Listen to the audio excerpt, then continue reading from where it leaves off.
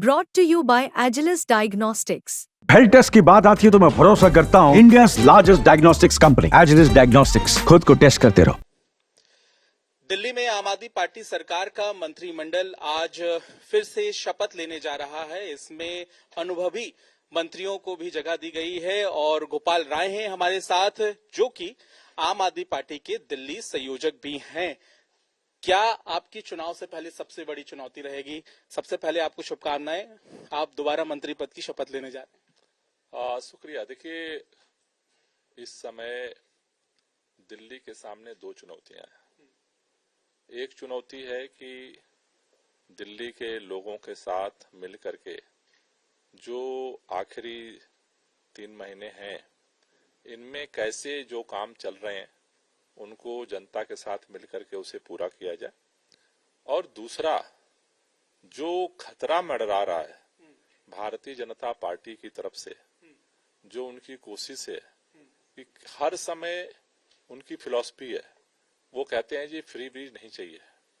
तो जो ये खतरा है कि अगर दिल्ली के अंदर हर फिराक में है कि किसी तरह से जो सुविधाएं पब्लिक को मिल रही हैं, बिजली की, पानी की, स्कूल, अस्पताल, महिलाओं की यात्रा, बुजुर्गों की तीर्थ यात्रा, मोहल्ला क्लिनिक, उसके ऊपर जो रोक और हर तरह की पाबंदी और घेरेबंदी की कोशिश है, उससे उन कामों की कैसे रक्षा की जाए।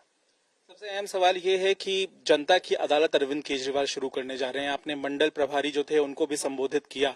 क्या है इसके पीछे मकसद और क्या तैयारी है? ये स्वरूप क्या होगा इसका, जनता की अदालत का? देखिए, अरविंद केजरीवाल जी जब जेल से बाहर आए, सर्वोच्च न्यायालय ने भारतीय जनता पार्टी द्वारा रचा गया जो कुचक्र था, उससे सबको बाहर किया।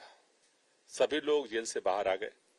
जेल से बाहर आने के बाद अरविंद केजरीवाल जी ने ये ऐलान किया था पार्टी मुख्यालय पर कि जब तक दिल्ली के लोग दोबारा चुन करके हमें नहीं भेजते हैं, तब तक हम दिल्ली के मुख्यमंत्री की कुर्सी पर नहीं बैठेंगे।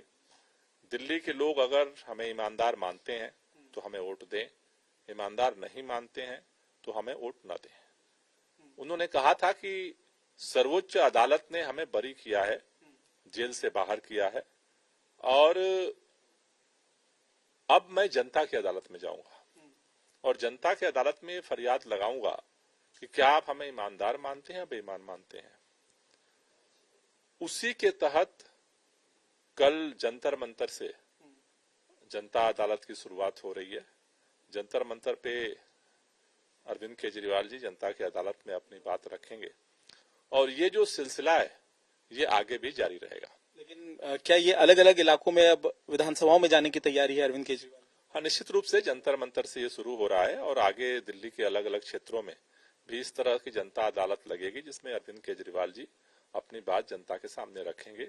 और हमें उम्मीद है कि जल्द ही चुनाव होंगे और जनता भी अपना फैसला जल्द सुना सकेगी। सरकार में होने के नाते और मंत्री होने के नाते आपके सामने क्या चुनौती रहेगी सबसे बड़ी? क्योंकि चुनाव होंगे, साल के अंत में कभी भी घोषणा हो जाएगी और आप पर्यावरण मंत्री भी हैं, तो ऐसी स्थिति में क्या आपकी चुनौती रहेगी? देखिए, अगर पर्यावरण की बात करें तो जब से अरविंद केजरीवाल जी की सरकार बनी है तब से सरकार ने लगातार काम किया और उसका परिणाम यह है कि दिल्ली के अंदर लगातार प्रदूषण का स्तर कम हो रहा है। अगर आप देखें तो पिछले 3 महीने से लगातार दिल्ली के अंदर प्रदूषण का स्तर काफी अच्छा हुआ है। लेकिन सर्दियों में जब बारिश नहीं होती है और हवा की गति रुक जाती है और मौसम ठंडा हो जाता है, उसमें प्रदूषण का स्तर बढ़ता है। उसके लिए हम तैयारी कर रहे हैं।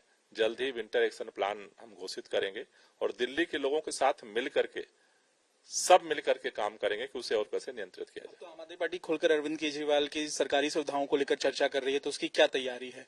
मांग भी कर रही है आम आदमी पार्टी केंद्र सरकार। मेरे ख्याल से पार्टी ने वो सारे पक्ष रख दिया है। अरविंद केजरीवाल जी ने जिस दिन इस्तीफा दिया उसी दिन ये बात साफ हो गई थी कि वो जो भी सुविधाएं हैं वो सारी चीजें जो है वो छोड़ देंगे।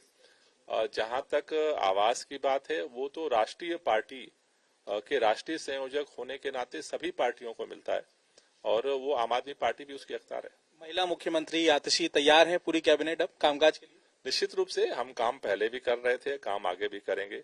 आम आदमी पार्टी का एक ही मकसद है, अरविंद केजरीवाल ने पूरी टीम को एक ही सिखाई है कि हम सत्ता में अपने लिए नहीं है, जनता के काम के लिए हैं और काम जारी रहेगा।